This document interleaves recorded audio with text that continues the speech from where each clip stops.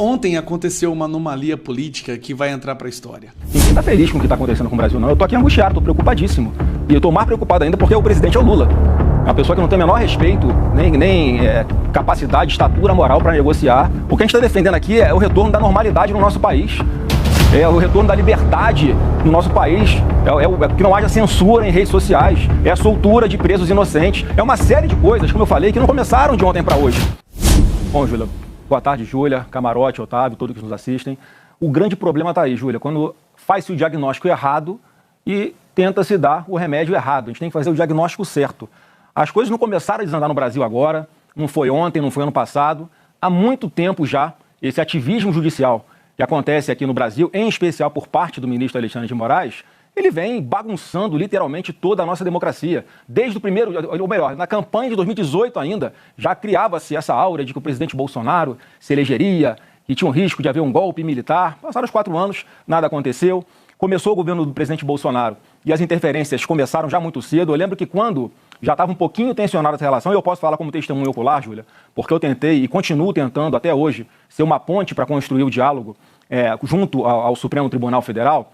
Vocês vão se lembrar que em 29 de abril de 2020 ainda, 1 ano e 4 meses de governo Bolsonaro, vem aquela decisão do ministro Alexandre de Moraes de impedir que o então delegado Alexandre Ramagem assumisse a diretoria-geral da Polícia Federal. De lá para cá, foram várias vezes em que houve uma interferência direta no Executivo, praticamente fazendo de tudo para dificultar um governo do presidente Bolsonaro. Isso se repetiu dentro da eleição, com Alexandre de Moraes, presidente do TSE, desequilibrando completamente a disputa eleitoral que nós tínhamos contra o Lula, e de lá para cá uma perseguição sem fim, atropelando devido ao processo legal, atropelando tudo, e agora, por último, a liberdade de expressão. Então, eu acho que a gente tem que entender o contexto de tudo isso, porque a sanção que o Trump impõe, Júlia, ela não é meramente econômica, todos nós sabemos disso.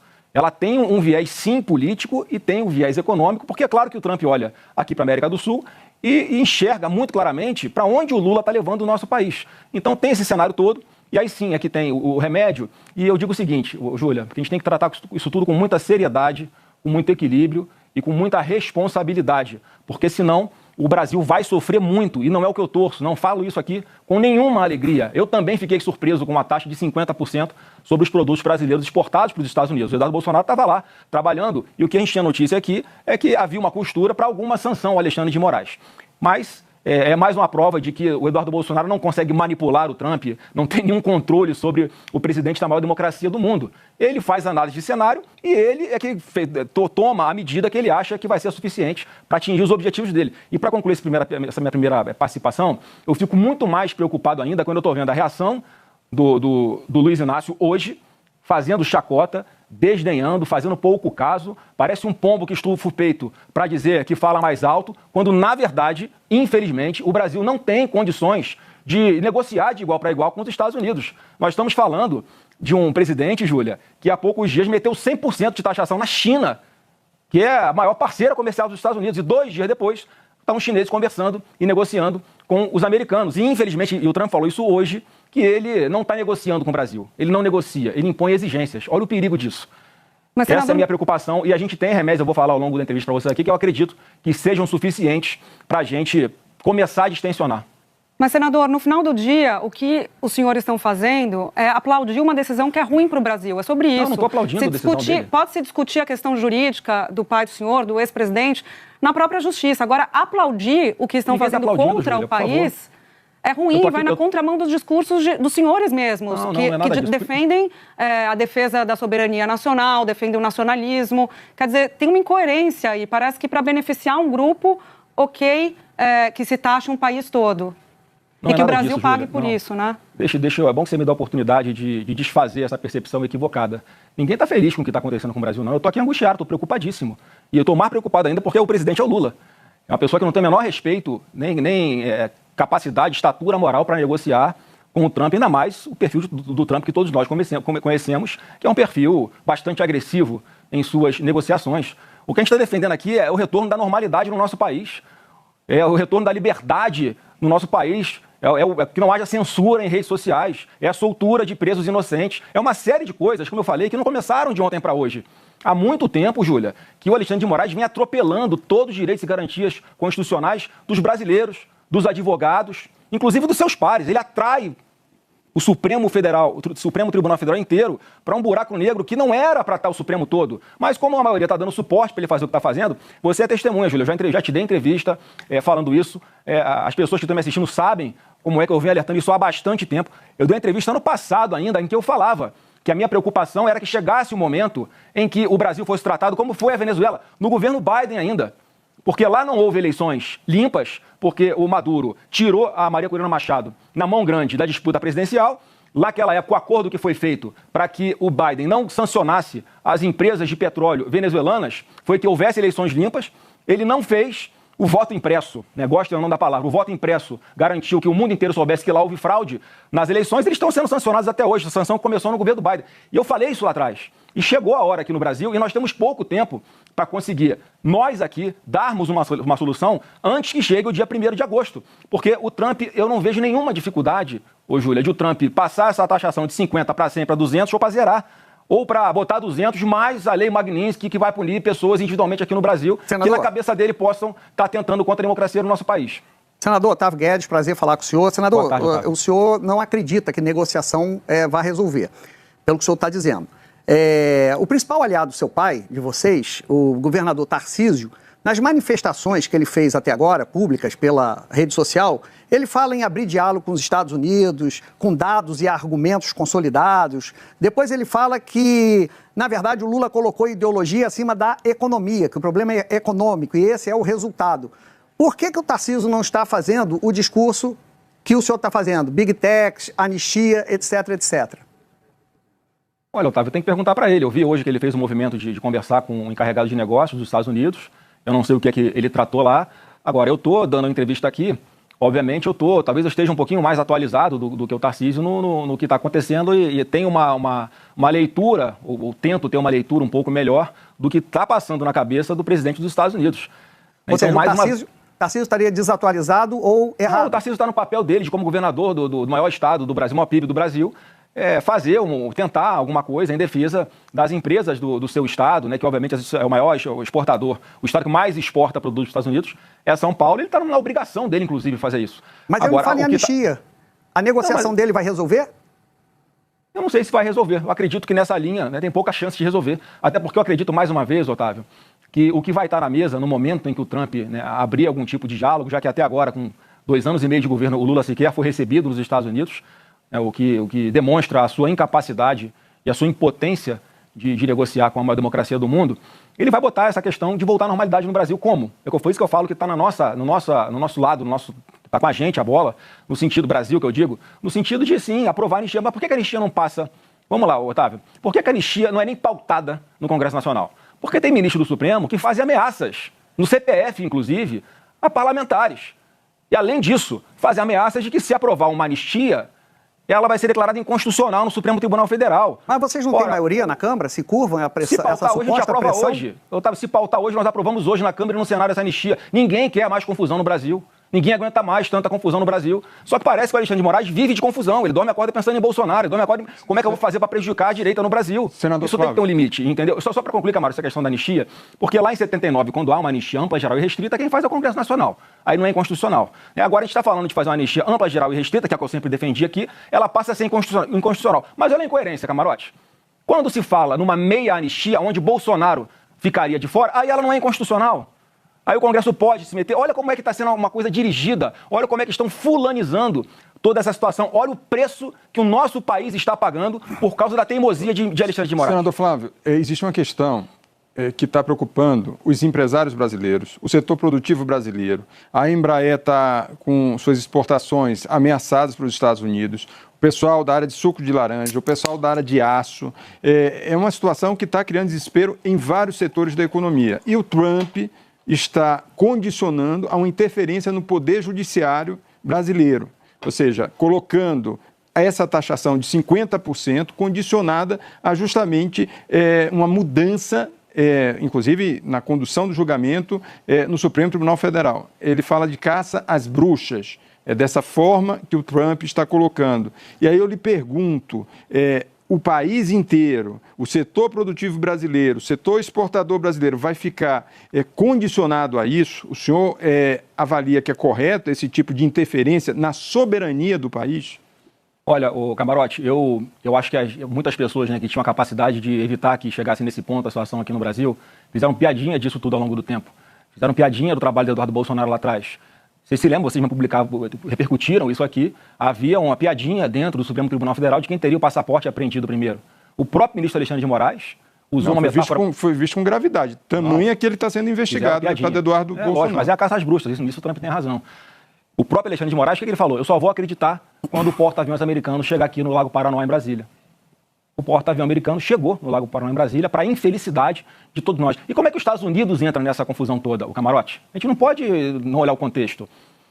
O próprio Alexandre de Moraes, ele deteu o hoje braço direito do Trump, chamado Jason Miller, dono daquela rede Getter, no aeroporto internacional, quando ele estava voltando para os Estados Unidos. Ele bloqueia as contas da Starlink para aplicar uma punição ao então Twitter para poder chegar em Elon Musk, que é investigado no inquérito da fake news, que está aberto há 6 anos nesse Brasil. Está tudo errado. O que começa errado vai terminar errado. E qual que é a minha grande preocupação, qual é o grande problema que eu vejo nisso tudo? Que o Brasil, no fim das contas, não vai ter condições de negociar. É o que o Otávio estava me perguntando, Otávio. Mas aí o senhor está justificando, Estou justificando, mas a realidade tem que ficar na realidade, do jeito que ela é. A interferência de um outro país no poder aqui do país com retaliação. Eu estou encarando a realidade, Camarote.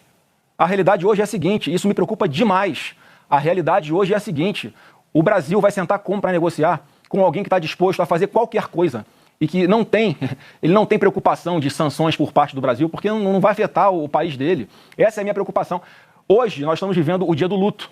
Mais uma vez, a gente está aqui angustiado, sofrendo, preocupado, tomamos um remédio muito forte, que era contra a nossa vontade, mas daqui a algum tempo esse efeito vai passar e a gente consegue resolver, antes pelo menos de 1º de agosto, quando entram em vigor essas sanções de 50% de taxas sobre os produtos brasileiros, com essa anistia aprovada rapidamente no Congresso, já que eu sei que tem votos lá para aprovar, ela não é pautada por causa de ameaças de ministro do Supremo. A gente não pode fingir que a nossa democracia está normal, então não é, Júlia, respondendo a sua pergunta inicial também. Então vocês estão defendendo, vocês estão aceitando o Brasil se sucumbir à ameaça que Trump está fazendo ao país. Esse é o ponto, Júlia. Assim, se derem anistia, tudo bem, então a gente tira os 50% de taxação. No final do dia, o discurso dos senhores, e eu quero ouvi-lo sobre isso, é de ok o Brasil aceitar a chantagem, ok a gente aceitar a interferência no Poder Judiciário, ok o Brasil perder emprego e parar de exportar, se a gente tiver o que a gente quer, que é a anistia. Quer dizer, de novo, a gente volta para a mesma discussão. É a defesa de um interesse de um grupo político em troca do interesse maior do Brasil. Ô, Júlio, eu vou tentar ser mais claro. Você sabe o que é um contrato de adesão? Contrato de adesão é aquele que você, quando vai comprar uma linha de telefone celular, você assina lá com a operadora. Você pode discutir alguma cláusula daquela que está ali? Não pode. Ou você adere àquele contrato, ou você assina, ou você não assina, você vai buscar, né? Ou vai falar no orelhão. E, mais uma vez, não é o que eu torço, não é o que eu defendo, não estou justificando. Eu estou falando como é que vai ser a realidade. Ou o Trump falou hoje isso. E a gente tem que entender qual é a correlação de forças. Por causa dessa postura do Lula hoje, de querer peitar os Estados Unidos, de querer ameaçar, de querer falar que vai taxar de volta os produtos. Olha a insanidade do que esse cara está falando. Parece que ele quer tocar fogo no Brasil de uma vez. Mas a democracia brasileira não é um contrato de adesão, senador. Júlia, mas o problema, mais uma vez, pelo amor de Deus, não é o que eu acho, não é o que você acha, não é o que seria o ideal, não é o que é justo. É o que é. E é isso que a gente está enfrentando hoje. Se nós não resolvemos aqui internamente esse problema, as sanções virão. E quanto mais demorarmos a resolver, mais tempo elas durarão. Ou então elas serão aumentadas. Então a gente está numa situação, eu até quero aproveitar para desfazer uma fake news que fizeram comigo, porque eu dei um exemplo e exploraram como se eu estivesse defendendo que os Estados Unidos têm que jogar bomba atômica aqui no Brasil. Né? Pegaram um recorte do que eu falei, eu estava dando o exemplo de um país mais fraco, que estava em guerra com os Estados Unidos, que era o Japão, quando eu falei das 2 bombas atômicas, em que não adiantou nada você não se render antes, tá? Que é isso que vai acontecer no final das contas com o Brasil, e não falo mais uma vez, não falo isso com felicidade, com orgulho, não. Eu sou brasileiro, sou patriota, vou defender até o fim da minha vida esse país. Senador, só que a gente não pode estar vendo um canhão apontado para o seu peito e você correr para cima do canhão de peito aberto. Isso é burrice. Senador, esse é o ponto que eu estou falando.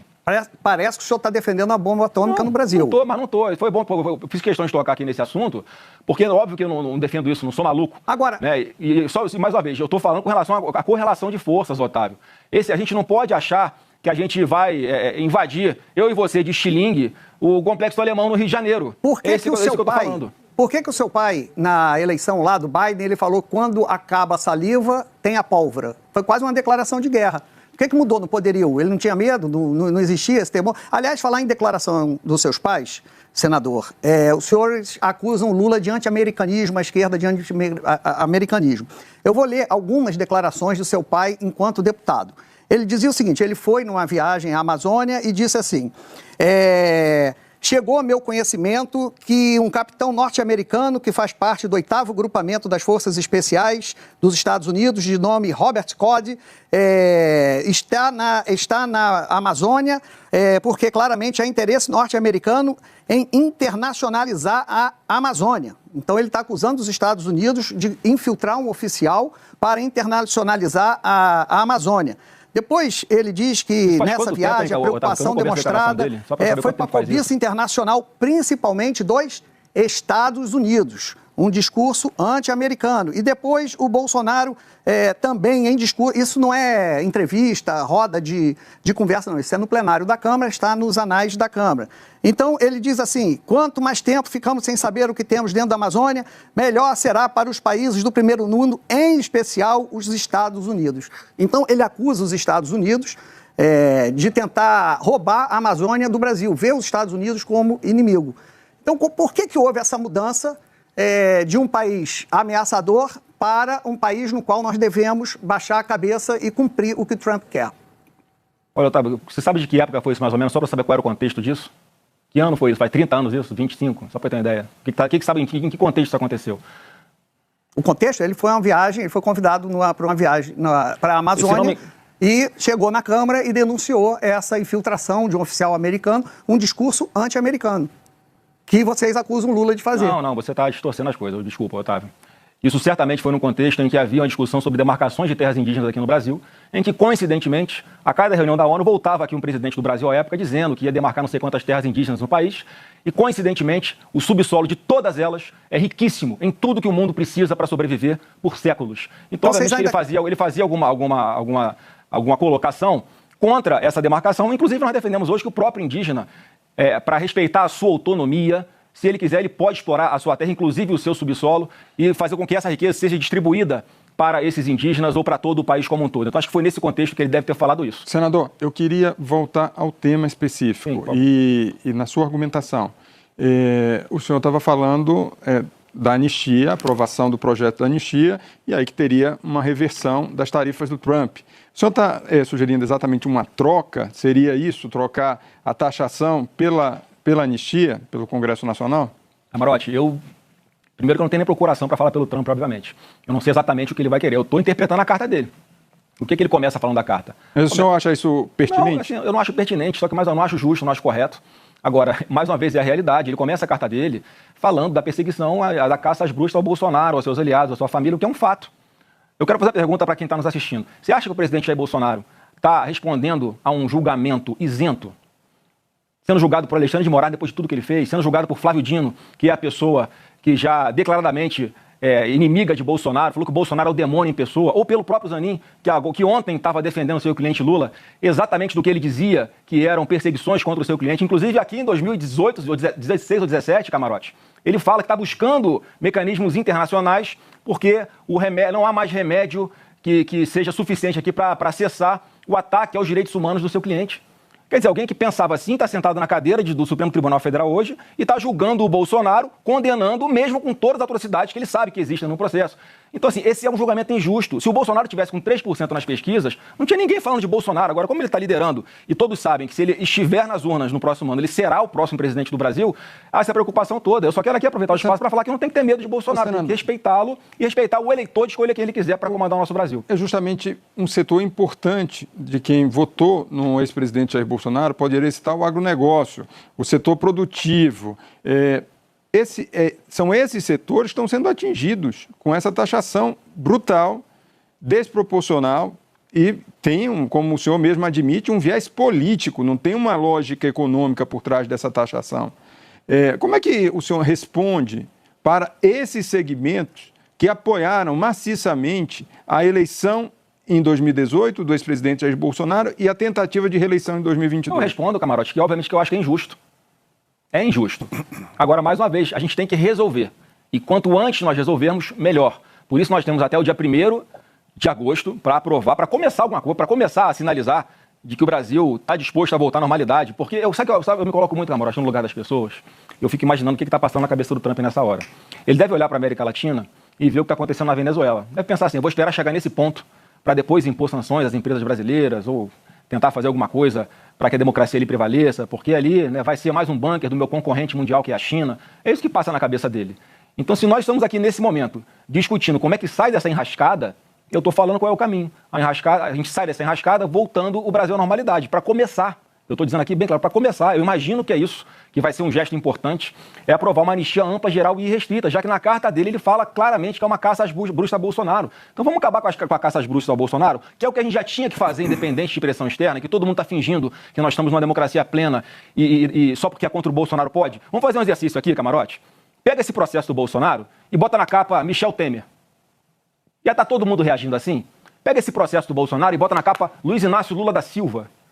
Senador, o argumento que vocês usam agora era o mesmo que foi usado lá atrás. Inclusive, o pai do senhor usa a expressão lawfare, que foi criada pelo advogado do presidente Lula à época que ele respondia. O senhor coloca acusações muito graves contra o STF, fala do julgamento pelo qual o pai do senhor está passando. É um julgamento coletivo, não é só feito pelo ministro Alexandre de Moraes, está na primeira turma, tem outros 4 ministros analisando a questão e mais.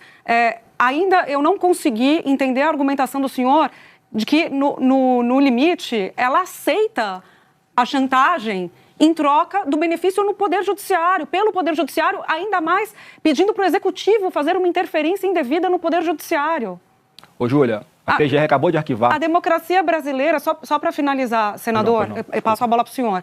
A democracia brasileira é uma democracia funcional, ela tem separação de poderes, o julgamento do pai do senhor tem sido feito por uma lei que foi sancionada por ele, uma lei de defesa do Estado Democrático de Direito, que foi aprovada pelo Congresso Nacional, sancionada por ele, então presidente, e agora aplicada por Judiciário. Não cabe aqui nenhuma comparação com a Venezuela. Cabe total, Júlia. Você acabou de dar um exemplo.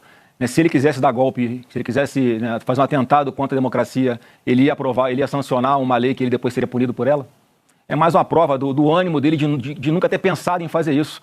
Uma delação do Cid que foi feita sob ameaça. E o Cid fala na super live do Supremo, lá nos depoimentos, quando ele fala que nunca foi tratado de 8 de janeiro, em lugar nenhum, isso passa ao vazio. Quer dizer, a palavra dele vale para uma coisa e não vale para outra. Isso desmorona a tese da PGR, que diz que a cereja do bolo é o 8 de janeiro. Eles não conseguem vincular Bolsonaro ao 8 de janeiro. E essa mesma PGR, Júlio, que eu vou chegar onde você perguntou sobre lawfare, essa mesma PGR que acabou de arquivar um pedido de investigação sobre o Carlos Lupe, que era o ministro do maior escândalo de corrupção dos aposentados do nosso país. É assim, ó, a toque de caixa. Essa mesmo Ministério Público que abre o processo contra o Bolsonaro por causa de baleia, que autoriza fazer uma busca e apreensão na casa do ex-presidente da República para ir atrás de cartão de vacina. Então, assim, é óbvio que há uma perseguição e as pessoas não querem enxergar. Ele está sendo julgado por quem? Ô, Júlia, todos dão como certa a condenação dele, não é pelo que está no processo. Senão ele saía daquela última oitiva absolvido, livre, leve e solto.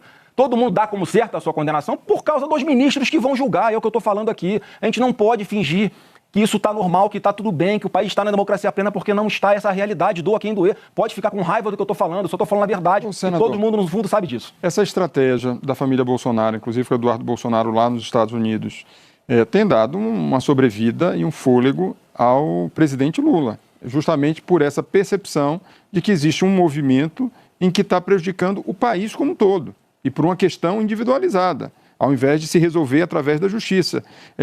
Como é que o senhor observa esse movimento que você tem ali, já tem, inclusive nas redes sociais, um governo que estava mais emparedado, agora indo para cima justamente com esse argumento?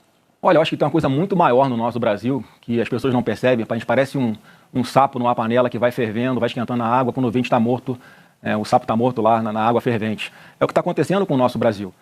Então, assim, para a gente fazer o nosso dever de casa, para acelerar o que a gente é obrigado, que a gente já deveria ter feito há muito tempo aqui no Brasil, que é uma anistia, por exemplo, a gente tem que esperar ter algum empurrãozinho do lado de fora, que na prática é o que está acontecendo. Mais uma vez, é muito grave. É injusto, claro que é injusto, ninguém queria estar nesse ponto. Há quanto tempo nós estamos falando que é preciso fazer algo? Mas, infelizmente, as coisas não acontecem. Não há uma autorregulação do Supremo. Alexandre de Moraes faz o que faz, a revelia de tudo, arregaçando a nossa democracia, e porque é contra o Bolsonaro está valendo. Então não é narrativa. A gente não bota na balança, Camarote, e pesa. O que vai dar voto, vou fazer. O que não vai dar voto, não vou fazer. a gente está fazendo aquilo que a gente acha que é o certo, porque lá no final, no fim das contas, a gente sabe que a gente está lutando para que o nosso Brasil volte à normalidade. A gente vai viver mais quanto tempo com um parlamentar ficando com medo de subir na tribuna, dependendo do que fale, ele vai ser preso? Mas mesmo o Brasil agora, senador, não estou defendendo que esse seja o remédio, não, Júlia. Eu não defendo que esse seja o remédio, não. Inclusive, o Eduardo estava lá trabalhando, mais uma vez, e nós aqui entendendo que era por uma sanção pela lei Magnitsky ao Alexandre de Moraes. Mas ele disse que era corretíssima a decisão do Trump. E quem decide qual vai ser a sanção, o que faz e o que não faz, é o Trump. Mais uma vez, agora o avião já decolou. A gente tem que fazer alguma coisa para que esse sofrimento não se alongue, não se prolongue. Porque se nós não agirmos dessa forma, se não descermos aí do pedestal, se não formos humildes, infelizmente o Brasil vai continuar sofrendo cada vez mais. Senador, mais uma vez, Alexandre de Moraes está em suas mãos.